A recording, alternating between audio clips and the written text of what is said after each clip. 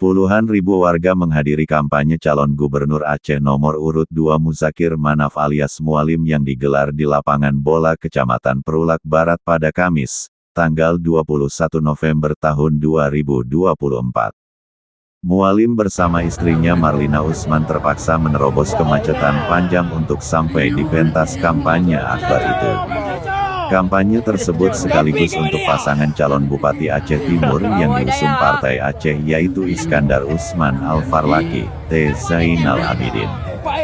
Mualim tiba di lokasi kampanye pukul 17.30 waktu Indonesia Barat setelah sebelumnya melakukan kampanye di Aceh Tamiang.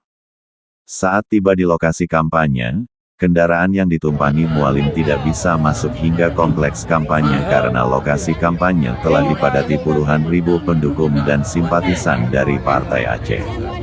Untuk masuk ke lokasi kampanye akbar tersebut Mualim bersama istrinya harus berjalan kaki melewati kerumunan massa yang telah memadati Jalan Nasional, Jembatan Kembar dan lapangan bola. Di atas panggung Mualim disambut oleh calon Bupati Aceh Timur Iskandar Usman Al-Farlaki. Selanjutnya mereka menyampaikan orasi politik di hadapan puluhan ribu pendukung serta simpatisan Partai Aceh dan Gerindra. Terima kasih.